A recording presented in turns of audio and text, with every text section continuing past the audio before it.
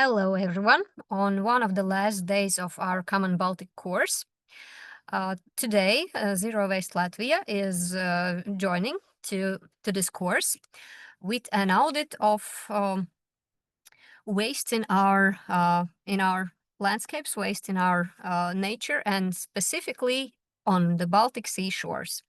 I would like to tell you a little bit more about Zero Waste Latvia as an NGO here, and also how Latvia is moving towards circular economy. And yeah, here we are. Zero Waste Latvia is an NGO which is funded in 2018. Since then, we have gathered 51 members, 4 of which are businesses. We all work together on 3 main topics mostly. First of which is promoting legislative changes.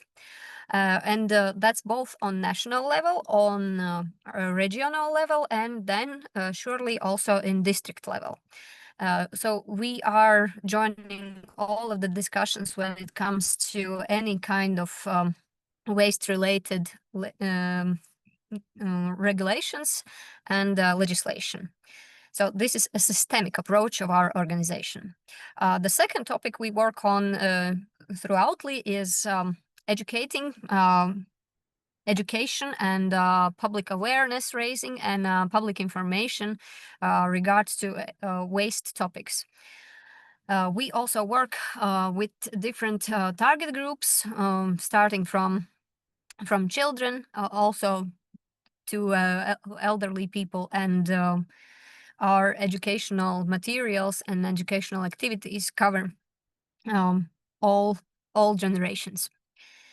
And the third task of ours is collaboration with companies, and those would be both companies who are working in production of some items and who would be working in several industries, or also who would be working in services area. And the way how we interact with them, we are giving lectures, also we are giving consultations, both on products and packaging and product design in also for the whole product's life cycle. And yes, and therefore we have also developed a couple of materials and guidelines for manufacturers, one of which would be sustainable packaging guide for manufacturers and such. And last but not least, we are also involved in a couple of research activities and projects. And currently we are also strongly involved, working together like shoulder by shoulder with our government when it comes to circular economy implementation in Latvia and like first steps of our country towards circular economy. But the question is, where do we stand, and what is our current situation, and whether Latvia is really the greenest country in the world? Answers to this question would be very different if you would ask them to different generations, to different industries, to government officials, or to any passerby on the streets. But our answer is that no, too bad, but we are not the greenest country in the world. When we look at comparable data, for example, country overshoot days, like whole globe, when we look at the whole globe, Latvia is far not the best, because we do overshot our biocapacity budget of the country already in March. It is 7th of March when Latvia is reaching our overshoot day. And that's if you would look tiny little bit closer, like in every of the slides I'm sharing, you would have extra information and links to additional information if you want to have more of an insight of this indicator, for example. And yeah, but just globally looking at the whole planet, Latvia is using its resources already in March. So we do not get even to half of the year when we look at our level of consumption of planet Earth resources. And next, also indicators, which would be comparable indicators country by country. Latvia is far not the best when we are counting municipal waste. So from 2011, the data shows that like just in 10 years, from 2011 to 2022, we have grown in our production of municipal waste for 100 kilograms more. So right now at 2022, the data showed that we are every inhabitant of Latvia is producing 464 kilograms of municipal waste, which then goes to where? It goes to landfills. So 46% of the whole waste produced in our country in 2022, 46%, like almost half of it, went to landfills, which is a pity. And our future goals for year 2030 is that we will only, we are supposed to only landfill 10%. Like, look how far we are behind our goals. And year 2030 is really close. Just 5 years left to reaching that goal, and look where we are. So, but what are we really throwing out? And yeah, what are we consuming and over consuming, really? So then we could look at the data from 2021, where this exact percentage was calculated, and it says that for 50% of the whole municipal waste which we are producing, like half of it is bio waste. Then 25% is packaging, 50% would be unsorted municipal waste, and 10% would be others, like electronics, batteries, like, you know, those tiny little things that, like, not every day we are throwing them out, but still they do have their deal, their amount. And yes, but when looking closer into every of these sections, food waste, for example, data from 2024, like latest research which was done on the food waste, shows that from the whole amount of average per capita, 144 kilograms produced per year, 85.8 kilograms. So it's like more than a half would be generated in households.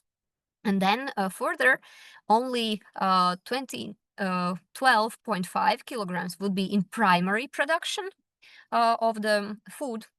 Then 14.7 kilograms would be in the secondary production.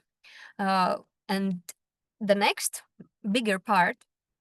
still bigger part, 22.1 kilogram, it would be somewhere in the sales, like products that are prepared for selling but are not sold, or they are out of their date, they are somehow destroyed during the transportation or by conditions.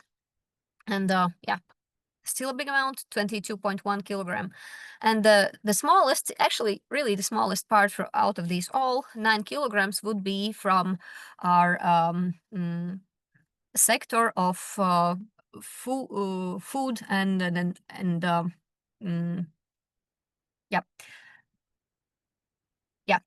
when we are purchasing like ready-made meals in cafeterias and restaurants. So only 9% goes in, 9.0 kilograms go from catering. Yeah, and more of this research you can find under this link added down below. But then, as I said, 15% out of our whole waste would be packaging, and a huge, like big amount from the whole packaging would be plastic. And facts about the whole consumption of our planet. Since the Second World War, and when the industry was starting to grow and grow more, like global plastics production has been raised like 20 times. So we have increased our consumption of plastic drastically, and it's only going up, more up. You see there on the graph, there is a slight slight moment when we were not producing that much, but it reached its peak and it's going higher again. And regarding the plastic consumption, packaging waste surely is most of the packaging waste is plastics. When we look at every country, and the idea with the industrialization was that we are purchasing thing, we are using it, and then we are just throwing it out. So it's like linear economics. You have the thing, you use it, you throw it out. That's very simple. Then already like decades ago, solution, well, industry came up with a solution. We can sort and recycle all of these materials which we are throwing out. And now, just for like later decades, we do see that sorting and recycling, it doesn't really go together that well, and it doesn't really completely give the solution to our resources problem. It's just because, when we look exactly at Latvia, we do have resources like glass, plastic, paper, but not all of them could be sorted and recycled here in our country. Like, for example, glass. Every glass bottle here in Latvia, it would be like separated. One are the refillable glass bottles that are in the deposit system, and they could be reused up to 7-10 times. But the other glass products, every kind of glass bottles which you would use on daily basis, if they have to be recycled, then they would be sent to another country, mostly to Lithuania, because that's the closest neighbor who is recycling glass. Then we can look at the plastic. PET, HDPE, LDPE, polypropylene, all of those plastic materials which we would be using for our packaging, not all of them could be recycled. And not all of them could be recycled somewhere in Europe or globally. But even that thing that, we cannot recycle them in Latvia, and we cannot even recycle them completely anywhere on this earth. So the question is whether we really solve the situation with just sorting and recycling. How would you think? And so is there any chance for better solution? So people did came up with better solution, and it is circular economy. Circular economy in terms of just looking already at the resource, looking at its design of the product, which is further developed. Then production of that product. What could be done so that that product would live longer, expand its lifespan, expand its repairability, add extra features for this product to be better reused or better reprocessed so that it can live longer, but be used in a different way. So it all starts actually with the design. Then further, in every step of the product's life cycle, we have to rethink the way how to make this product, how to use this product, how to prolong its life. And circular economy is all about keeping the resource longer in the whole loop and have its value for us maintained for not just days, months, but even years. And just sure, even with the circular economy, there still would be waste, but it would be way much less than we have right now.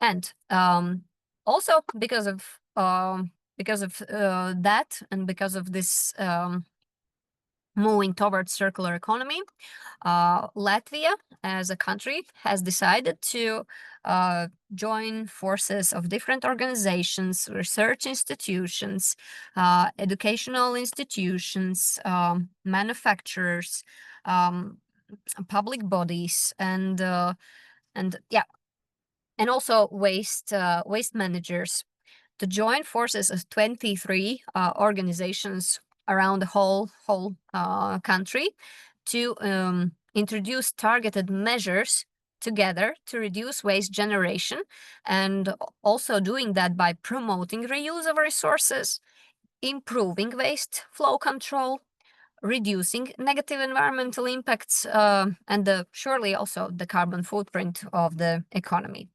And this project, where these 23 partners are working together, has started in 2022. Right now we are in the middle, and the project will continue up to 2028. Because I already mentioned earlier, we as a country have established goals for 2028 and for 2030 regarding reducing our waste and reducing our carbon footprint, and reducing the wasted resources in this country. If you like to know more on this project, you will have a link from me together with this presentation. Then, we as an organization, when we look at every kind of a solution we would implement, we look from the waste hierarchy, or maybe, yep, as somebody call it, the hierarchy of needs. So first we have to consider, what are we buying? Do we even have to buy it? How we are making it, or what are we doing with the resource? So first of all, a lot of consumption could be reduced just by like saying no to it. We don't need that thing, and yeah, this is just our it's not our need, but it's more of our interest to have the thing. Then the second would be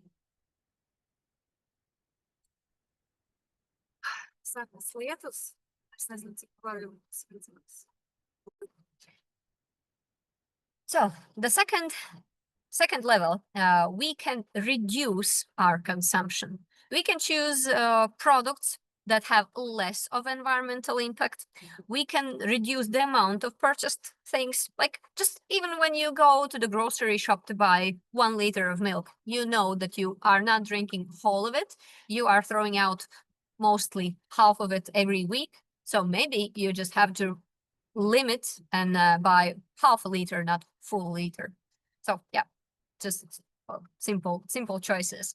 Then the third one would be using things again, using them, well, choosing also products that can last longer and that are reusable, instead of like single-use things, single-use devices, single-use plastics, single-use packages, single-use, I don't know, straws and such things. So thinking about whether the thing that we are purchasing and consuming, whether it can be reused again. And a fourth choice would be just repairing things. You have it, repair it or use it differently, maybe just repurpose it and have its life prolonged this way. And just like fifth, just the last one would be, last solution or last option would be sorting things. Because surely there will be some waste produced in our households, but that's just like the last step, which gives the less of the benefit if we want to do environmentally conscious actions.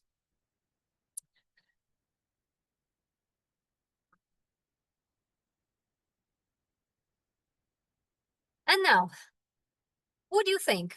Everything that is now in grocery stores, in every store, in every shop, would that, all of that is there, would that become waste?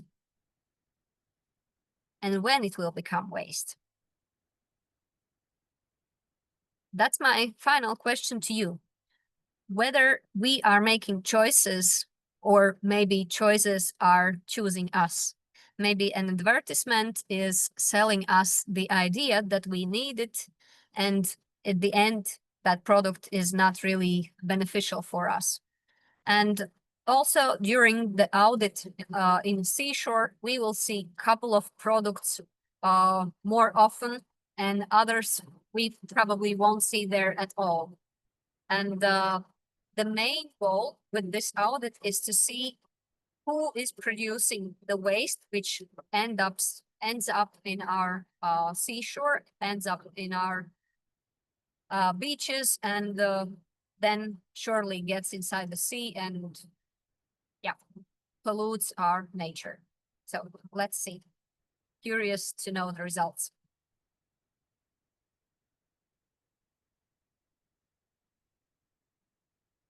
Mhm.